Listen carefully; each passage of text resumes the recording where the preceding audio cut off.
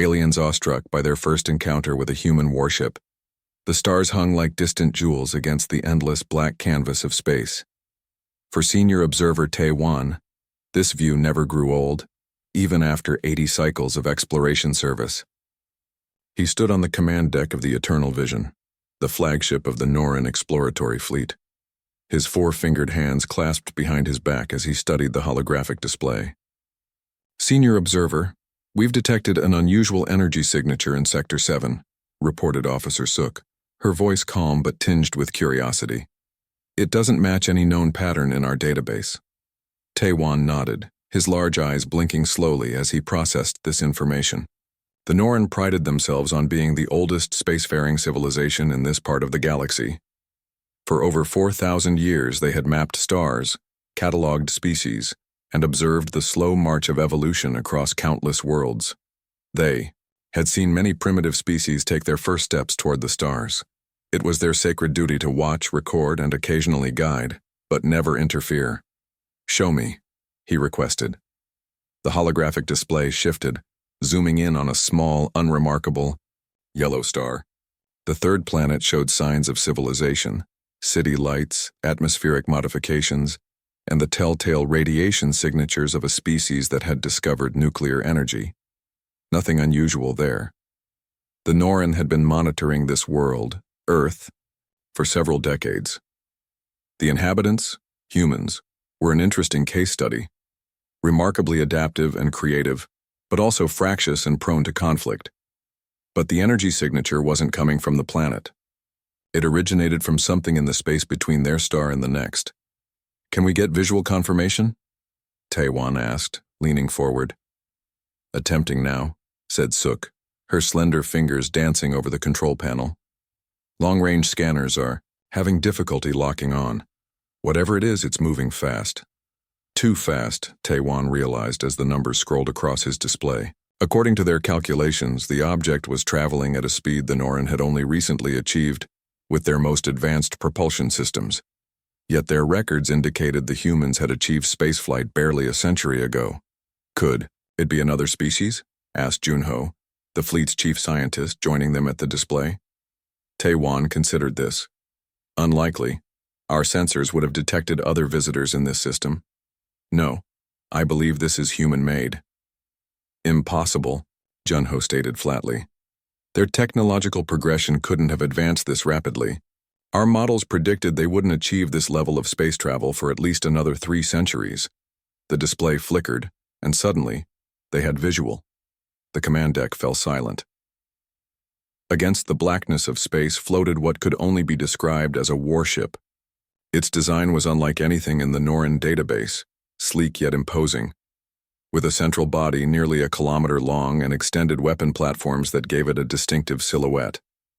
Running lights pulsed along its hull, and massive engine ports glowed with contained energy. "That's," Junho began, then faltered. "Human," Tae-Wan finished, his voice barely above a whisper. "And not an experimental craft. That design speaks of confidence, of proven technology." Suk's console beeped urgently. "Senior observer, the vessel has changed course. It's heading directly toward our position." Tae-Wan felt a chill run through his body. The Norran fleet consisted of 5 ships, all designed for scientific research and observation. Their defensive capabilities were minimal, intended only to deal with space debris and the occasional hostile wildlife on survey missions. "Have they detected us?" he asked. "I thought our cloaking technology, it should be working perfectly." Junho interrupted, his voice rising with professional pride and a hint of fear. "There's no way they could know we're here unless—" He paused, rechecking his readouts. "Unless their sensors are far more advanced than we anticipated." The command deck erupted in controlled chaos as the crew prepared for first contact protocols. The Norran had strict procedures for such situations, developed over millennia of space exploration. But those procedures assumed technological superiority, or at least parity. This situation was unprecedented. "Open a secure channel to Admiral Do-Yoon," Tae-Wan ordered. "We need guidance." "Channel established," Suk reported moments later. "Admiral online." The holographic display shifted again. now showing the aged face of Admiral Do Yun, Supreme Commander of the Norran Expeditionary Forces. His expression was grave. "I've reviewed your data, Senior Observer," the Admiral said without preamble. "Your orders are to maintain position and initiate contact. We've been observing these humans for decades. It's time we introduced ourselves." "With respect, Admiral," Taewon countered, "we're not equipped for this. If their intentions are hostile, then we'll have learned something valuable about them," the Admiral interrupted. "But our long-range observations suggest humans, despite their violent history, value peaceful contact. This is an opportunity we cannot miss." As the communication ended, Taewon turned back to the viewport. The human vessel had slowed its approach and now hung in space before them, its size even more impressive up close. The name painted on its hull was clearly visible: UES Valiant. "They're hailing us," Suk reported, surprise evident in her voice. "Standard radio frequencies, but the encoding, it's as if they knew exactly how to reach us." Taewon straightened, his posture suddenly aware he was about to make history. "Put them through." The screen flickered and a human face appeared. The being wore a dark uniform with insignia Taewon didn't recognize. Its skin was tan, its eyes dark and intelligent. "This is Captain Sun Park of the United Earth ship Valiant," the human said in a clear, measured voice. "We come in peace and extend greetings to the Norran people." The command deck fell silent once more. They knew the Norran name. Somehow these humans had known they were there all along.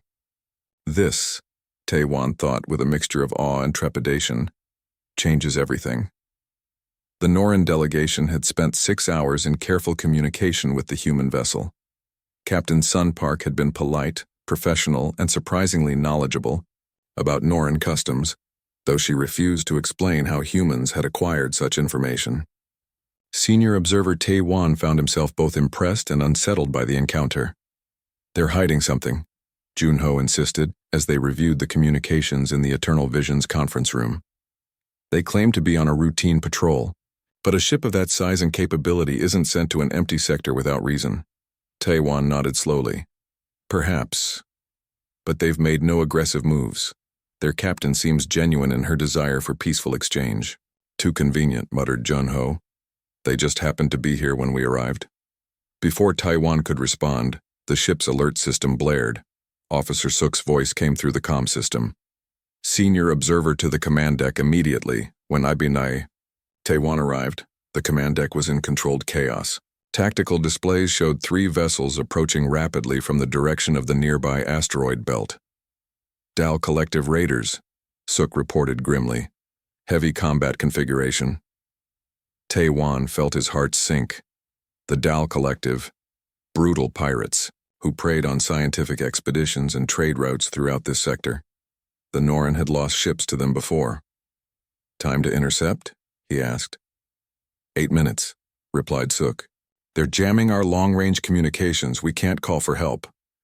Taewon assessed their options quickly. His 5 research vessels could attempt to flee, but the Dal ships were faster. They could scatter, ensuring at least some of them might escape, but that meant sacrificing crew members. Neither option was acceptable. "Have they detected the human ship?" he asked. Suk checked her readings. "I don't believe so. The Valiant is holding position on the far side of the system's gas giant. The planet's magnetic field may be masking their presence. Then we need to warn them," Taewon decided. "Establish a tight beam communication channel to the Valiant." Moments later, Captain Park's face appeared on screen. Her expression changed from diplomatic politeness to sharp focus as Taewon explained their situation. "We understand," she said simply. "Hold your position. Help is coming."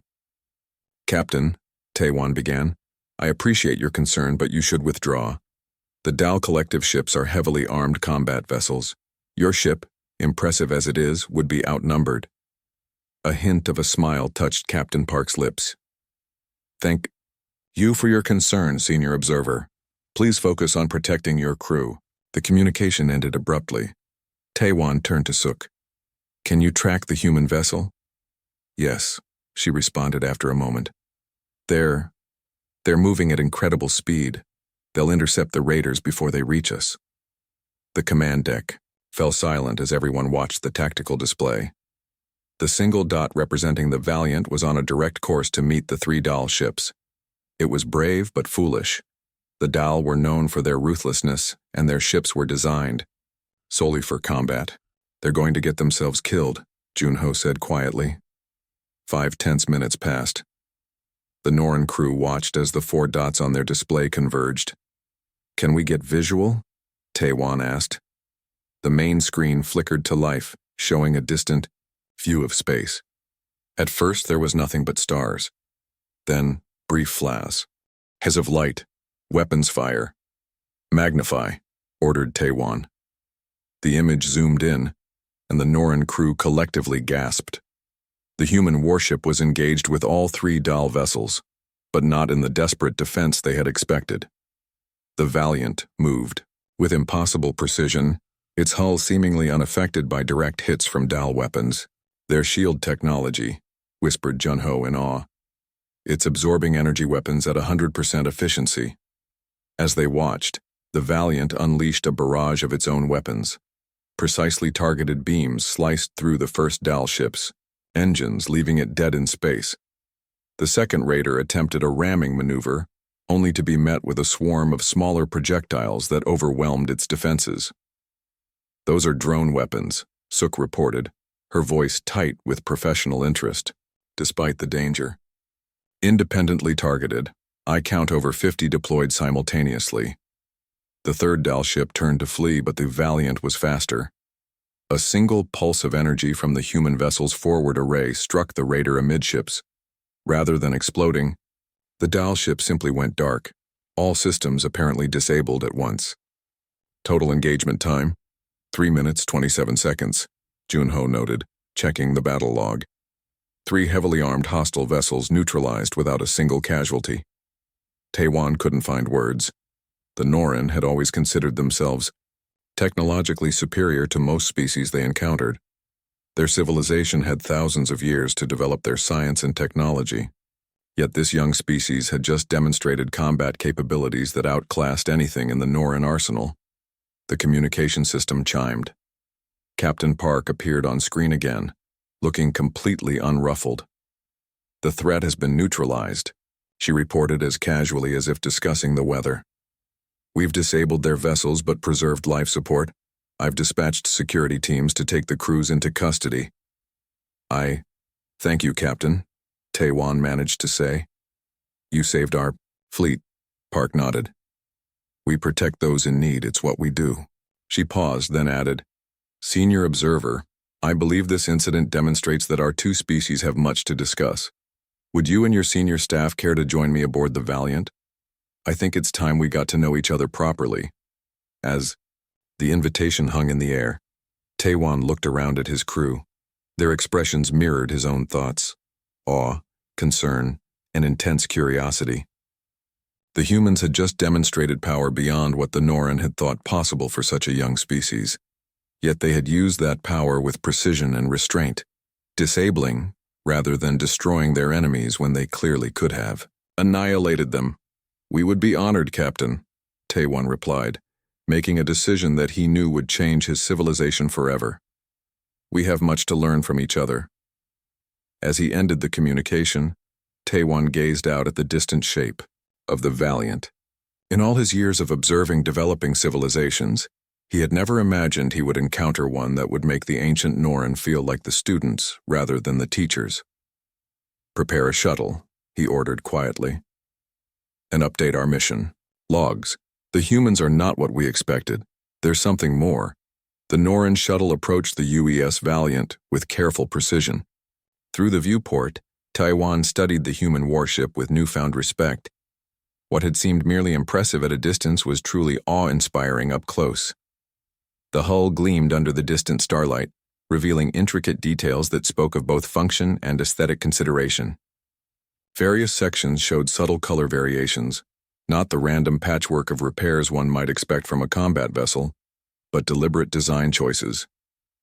It's beautiful, murmured Taewon, almost to himself.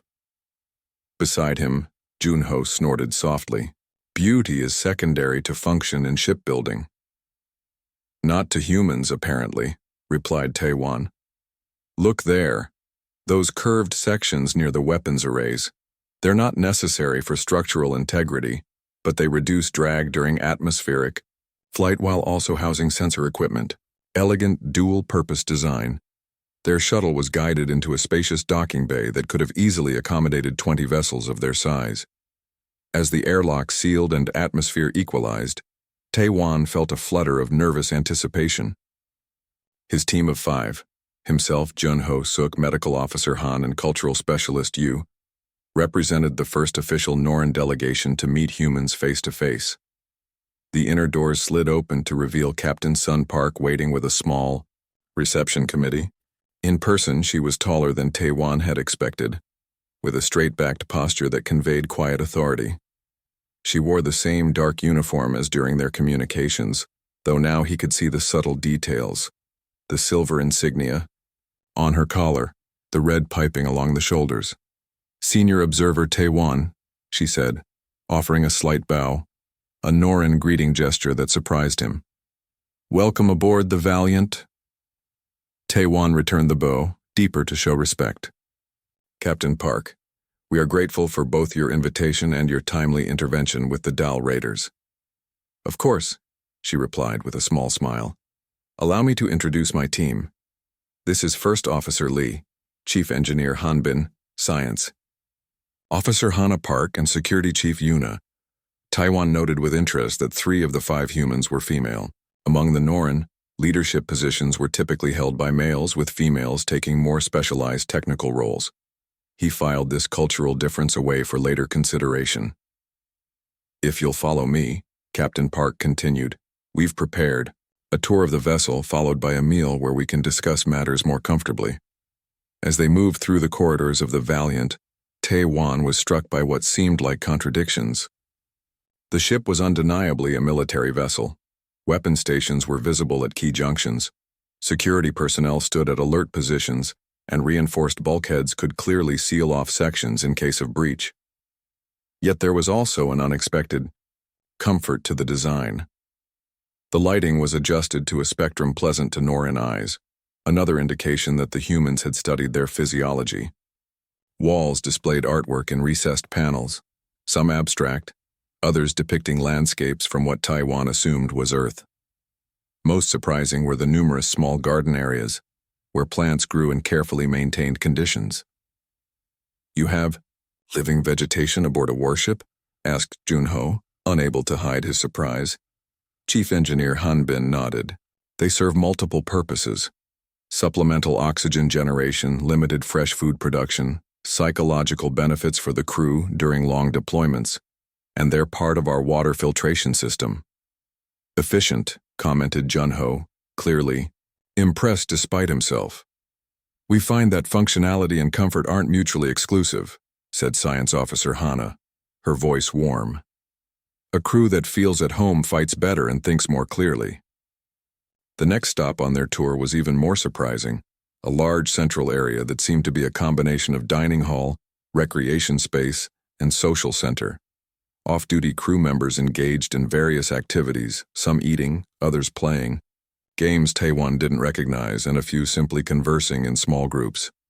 What struck him most was the easy camaraderie between ranks. Your crew seems relaxed, observed Taewon carefully. Captain Park nodded. Discipline is essential, but so is morale. The Valiant is deployed for months at a time.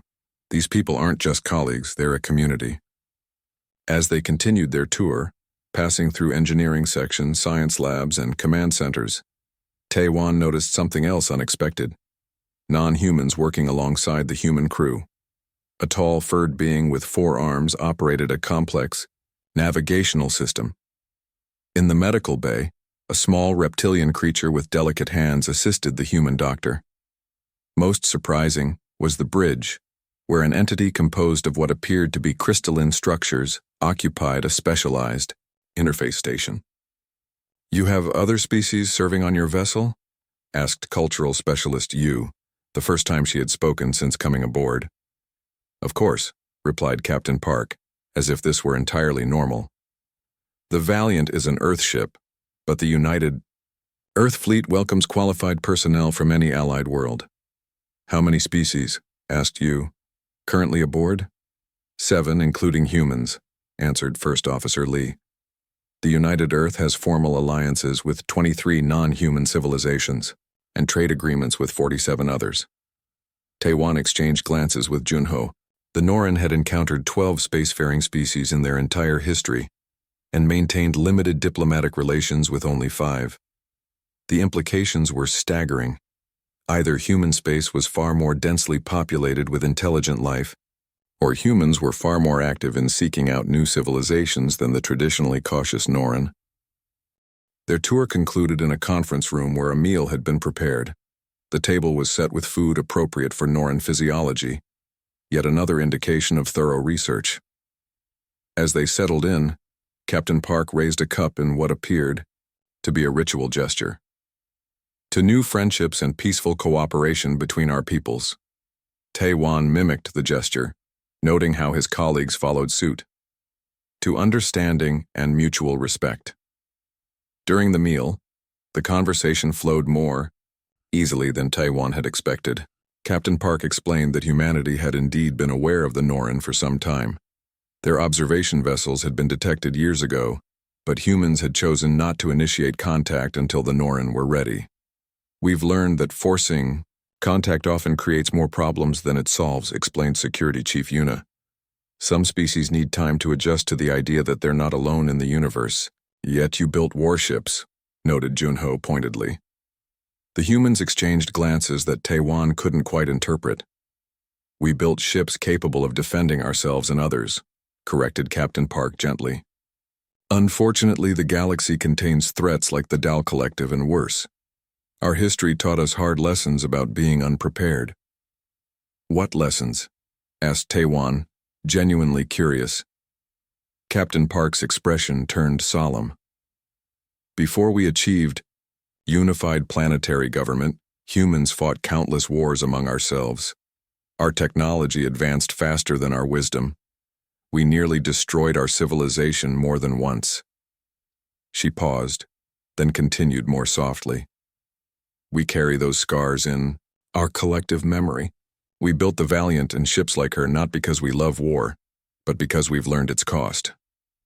As the meal concluded, Taewon found himself reassessing everything he thought he knew about humans. The Norin had observed Earth from a distance, for decades, cataloging humans as creative but chaotic, technologically promising but socially unstable. Those observations, he now realized, had been deeply incomplete. The humans they were meeting today weren't just surprisingly advanced. They were thoughtful, disciplined, and far more complex than Norin scientists had theorized. Captain, said Taewon as they prepared to return to their shuttle, I believe my people have much to learn from yours. Captain Park smiled, a warm, genuine expression. And we from yours, Senior Observer. This is just the beginning. Take 2. Days had passed since the first meeting aboard the Valiant, and the Norin delegation had established temporary quarters on the human vessel. Their own ships remained nearby, with skeleton crews maintaining systems while the majority of the scientific team took advantage of this unprecedented opportunity for cultural exchange. Taewon sat in the specially adapted chair in Science Officer, Hana Park's laboratory, reviewing the data the humans had shared. Each new file left him more astounded than the last. This can't be accurate, he muttered, examining the timeline of human technological development. Your species went from basic atmospheric flight to your first moon landing in just 66 years? Hana nodded, her dark eyes bright with what Taewon had come to recognize as pride. From Kitty Hawk to Tranquility Base in less than a human lifetime. And from there to our first interstellar colony in just under a century. Junho, who had been unusually quiet since their arrival, finally spoke up. It's not just the speed. It's the approach. He gestured at the holographic display showing the evolution of human propulsion systems. Norin engineering is methodical.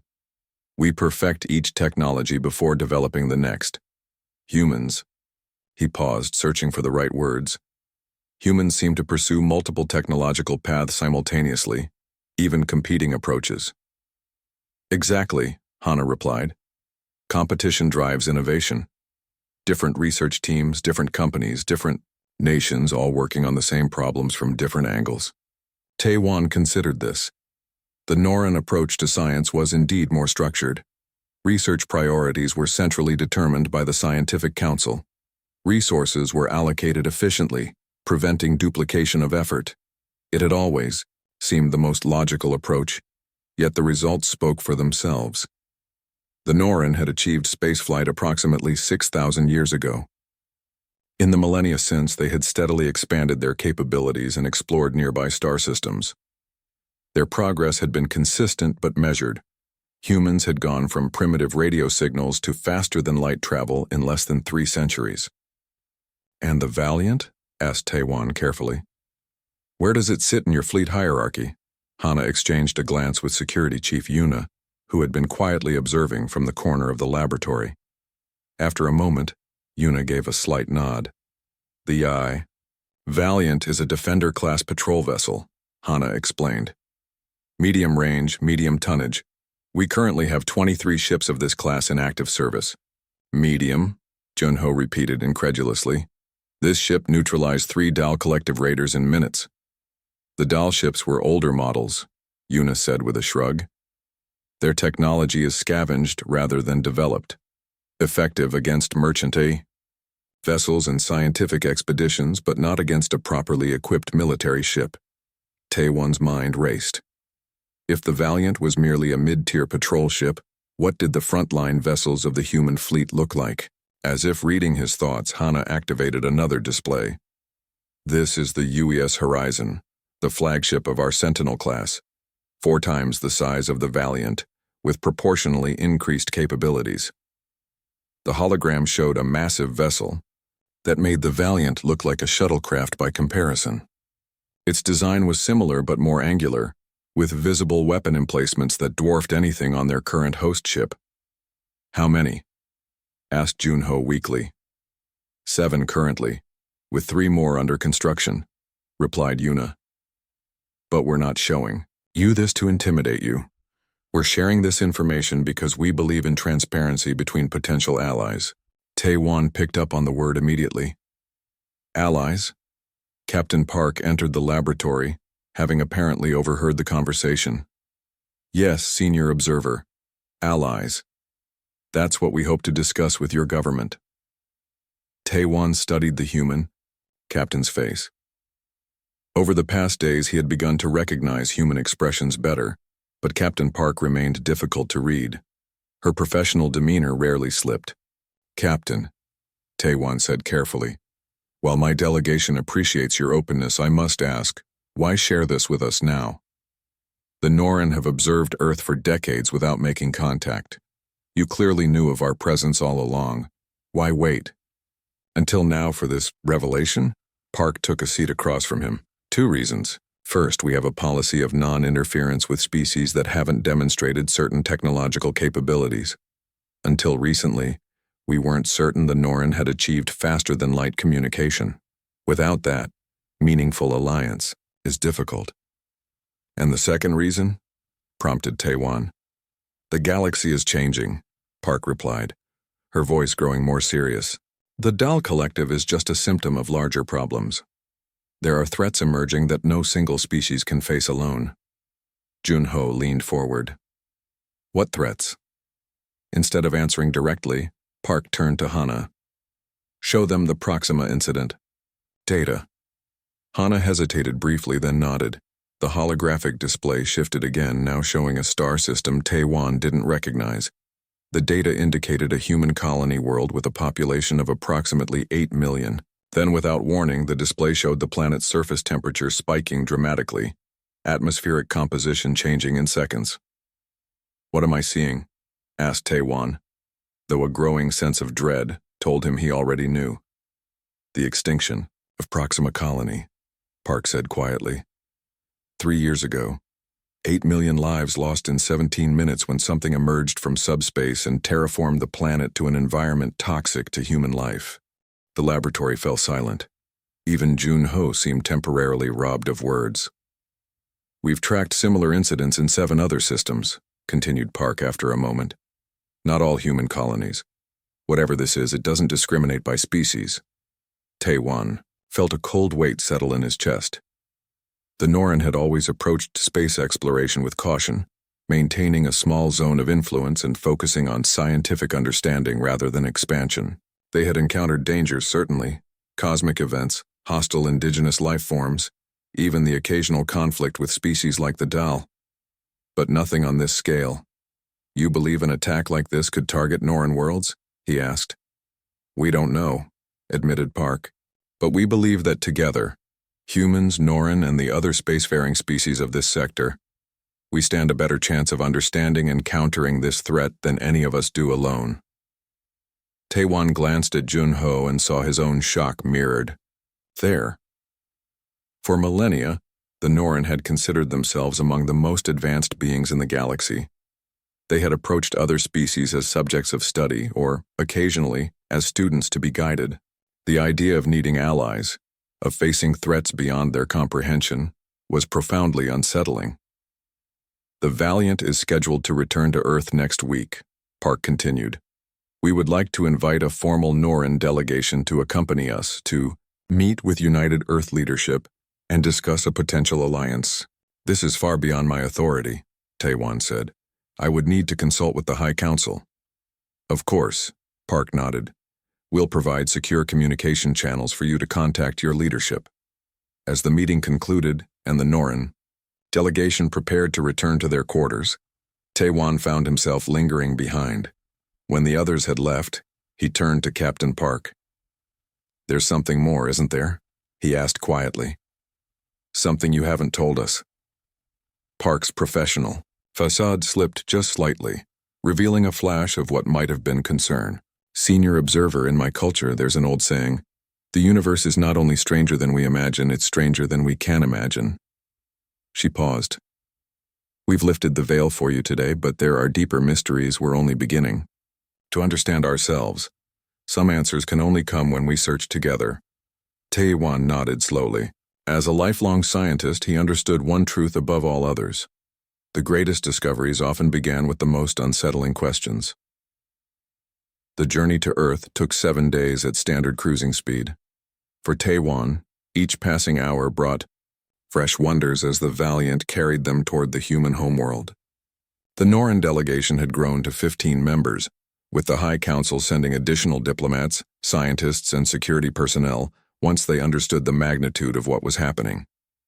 Elder Council member Min stood beside Tae-won on the observation deck as they entered the Sol system, her ancient face showing rare emotion as the yellow star grew larger in the viewport. "In all my 216 years," she said softly, "I never imagined I would stand here." Tae-won nodded respectfully. Min had been among the most vocal opponents of expanded contact with other species throughout her long political career. Her presence on this mission signaled how seriously the High Council was taking the human invitation. "It is one thing to observe from a distance," he replied, "quite another to see with one's own eyes." The ship's announcement system activated. "Attention all personnel. We will be dropping out of FTL in 5 minutes. Please secure all stations for system entry." Tae-won had expected an impressive sight when they reached Earth. The sensor data the Norren had gathered over decades had shown a heavily industrialized planet, with significant orbital infrastructure. But nothing had prepared him for the reality. As the Valiant decelerated to sublight speed, the true extent of human achievement became visible. Earth itself glowed blue and green beneath swirls of white clouds. But it was the space around the planet that left the Norren delegation speechless. Massive orbital habitats formed a loose constellation around the world, each one a city in space, housing millions. Shipyards stretched for hundreds of kilometers with vessels under construction that dwarfed even the largest Norren colony ships. Defense platforms formed a protective grid, their weapon systems dormant but unmistakably powerful.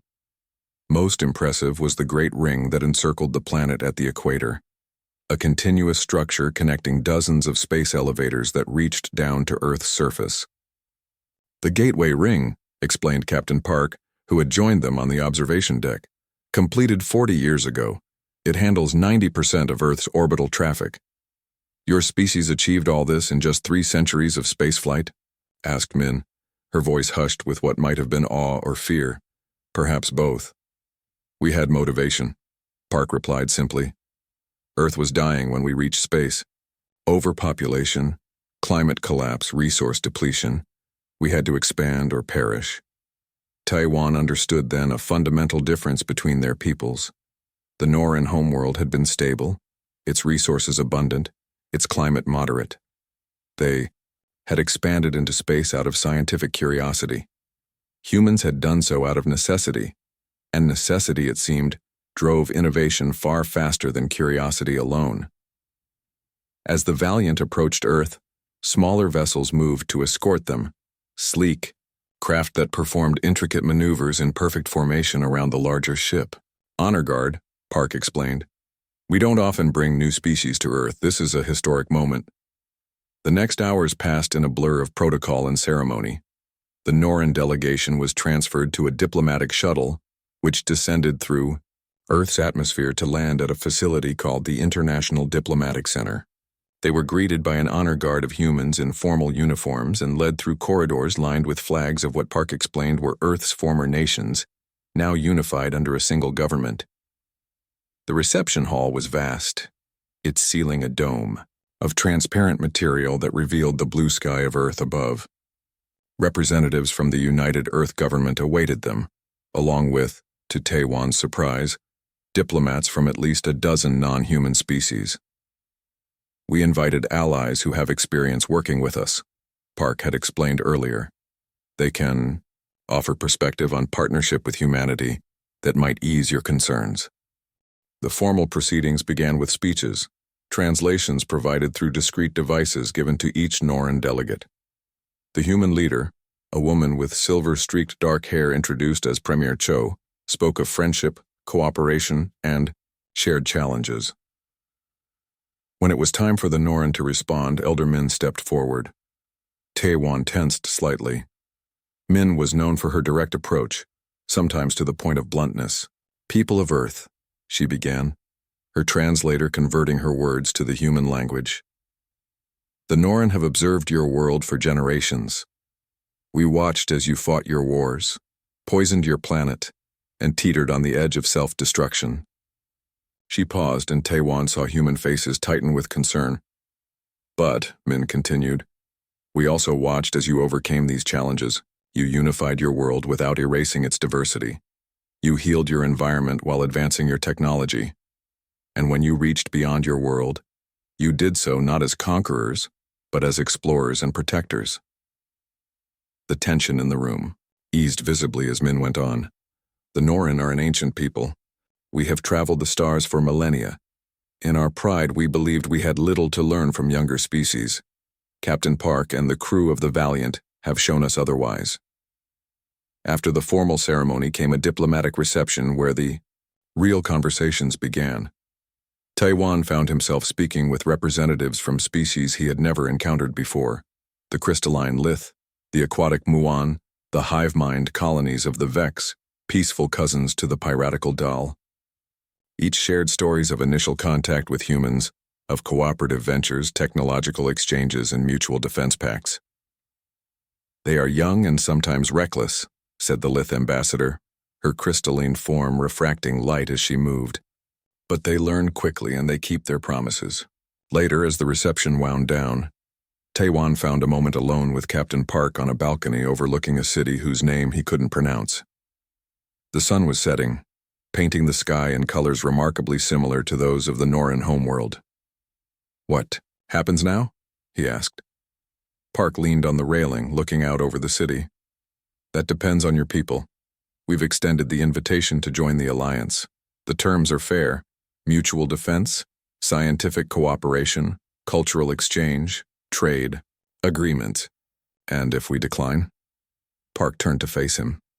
Then we continue as before. We respect your sovereignty and your choice. But I hope you won't. Because of the threat you mentioned? The one that destroyed your colony? Partly, she admitted. But Also because isolation serves neither of our peoples well. The galaxy is vast, but it's growing smaller every day as more species achieve interstellar travel. The future belongs to those who can adapt, cooperate, learn from each other. Taewon considered this. The Norin had survived and thrived for thousands of years through caution and careful planning. Change came slowly to his people, deliberately so. Yet in just a few days, humans had upended everything the Norin thought they knew about the galaxy and their place in it. "Your ship," he said after a moment. "The Valiant. I've been wondering about the name." Park smiled. "It means courage in the face of danger or difficulty. Bravery. Is that what you think we need?" "Bravery? I think," Park replied thoughtfully, "that all great leaps forward require a moment of bravery, a willingness to step into the unknown." As the last light of Earth's sun faded from the sky, Taewon looked up to see stars appearing, the same stars visible from his homeworld, though, from a different angle. Among them were the Norin colonies, their people going about their lives unaware of how much was about to change. "The High Council will debate for months," he said with a small sigh. "It is our way." "We have time," Park replied. "Meanwhile, there's a lot of Earth to see, and beyond Earth, the colonies. Perhaps you'd like to tour some of our research facilities? I know your scientist Jun Ho has been asking about our propulsion labs." Taewon nodded. In the coming weeks, as diplomatic talks proceeded at their careful pace, he would learn all he could about these humans who had accomplished so much so quickly. The Norin had always seen themselves as teachers to younger species. Now, for the first time in their long history, they would become students. It was humbling, perhaps even frightening, but also, Taewon had to admit, deeply exciting. A new era had begun, not just for the Norin, but for all the peoples of this corner of the galaxy. Whatever dangers lurked in the darkness between the stars, they would face them not alone, but together. As if reading his thoughts, Park said quietly, "Welcome to the wider universe, Senior Observer Taewon. We have much to learn from each other." Looking out at the lights of the human city below and the stars above, Taewon replied, "Yes, I believe we do."